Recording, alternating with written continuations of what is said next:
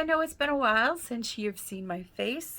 I've been very busy focusing on my work and putting all my energy into that, not filming and not editing, but I have been using my books to escape.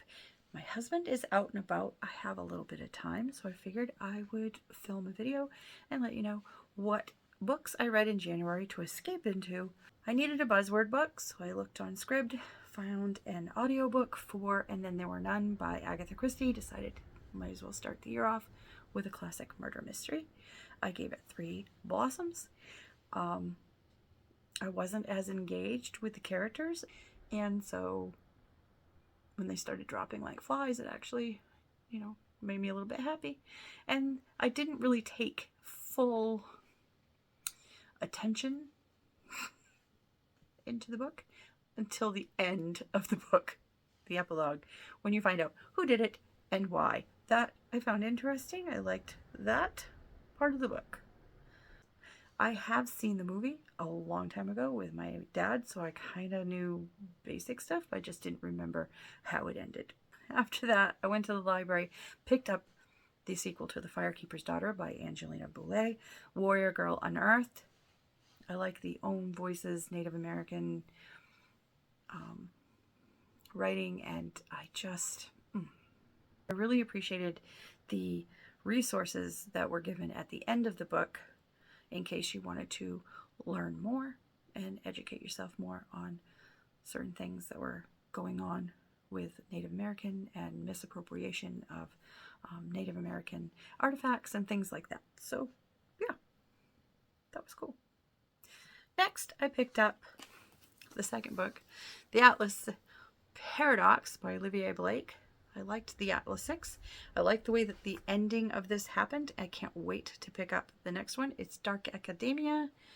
Had some time travel-y stuff, which usually doesn't work well for me, but it did in this book. Not quite sure why. It just did. I like most of the characters, even the ones that aren't as likable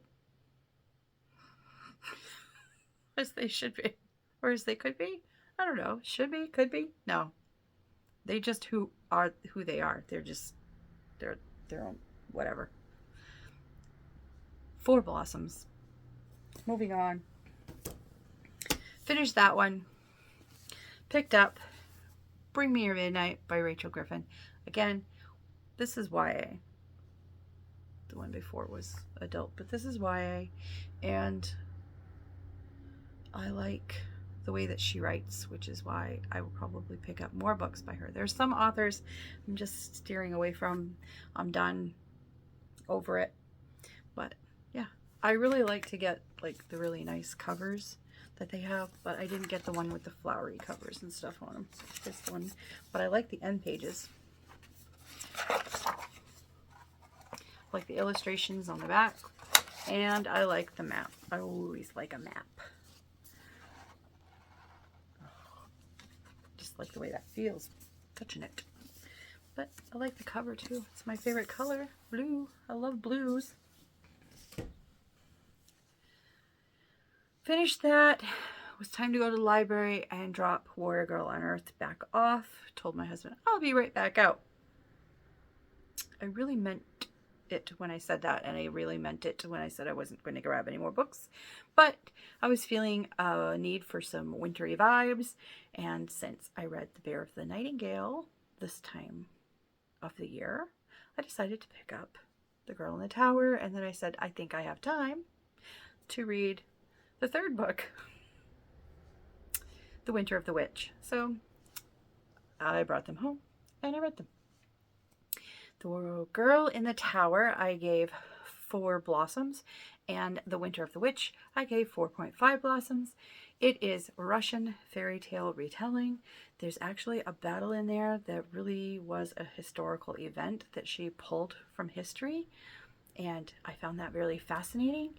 And so yeah, even though it's a fiction fairy tale retelling, there's some history stuff in there that was used to tell the story, and I like that. And if you like fairy tale retellings and you want some wintry vibes and you like magic, I recommend The Bear and the Nightingale and the other books. So there. Those are the books. I took those back to the library. Finally gave myself permission to go ahead and pick up the first in the trilogy of Blood and Bone by John Gwynne, and that is A Time of Dread. Someone told me it was going to be really good for my mental health if I picked this up next after reading Wrath. I didn't know I was going to be jumping back into the Banished Lands, which is the same world as Ruin, Wrath, Valor, and Malice. But yeah, we're following 100 years later. You have Corbin's descendants. You have old friends, because some of the people that he fought with weren't exactly human. So yeah, there was that. You have some old friends that have really long lives, and I really appreciated that. I appreciate the animal companions, the magic, the battle scenes. My God, the battle scenes, the fight scenes, the hand-to-hand sword blade combat, arrow, archery. Love it, love it. 5 blossoms, by the way. 5. Immediately picked up A Time of Blood. Again, 5 blossoms. There is a character I absolutely hate. I hate her. I despise her. I want her to die horribly. There's another one. I want something to happen to him too. And there's another one that's supposed to be on the good side that's going to get rid of the bad guy with all the other people. And yet, I so don't like him. So I kind of want him to get his at some point. That would be nice. Anyways, God, I love this series. I love it. Which means that was the last book that I read in January. And I told myself, I'm not going to pick up anything else because I'm not going to be able to finish it. And I was right. I started it. I got about 100 pages in before February rolled around. So this is rolling into February. I'm reading the 3rd book in the Of Blood and Bone trilogy. It is A Time of Courage. Taking my time with book 3. I don't want to rush it.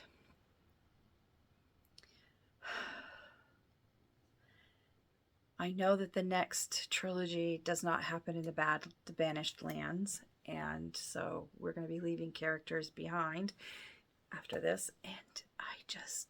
The battle scenes, the carnage, the blood, the gore, the battle scenes. Did I mention the battle scenes? And the animal companion. I love that stuff. The friendships, truth and courage and fighting and honor and found family. It's so good. It's so good. I'm going to be really sad to say goodbye to it. But anyways, that's it. I don't have anything else to tell you that I've read. I don't have anything to tell you about what I'm going to be reading because I haven't made those plans yet. So thanks for watching. I appreciate you, and happy reading, everybody. Until next time.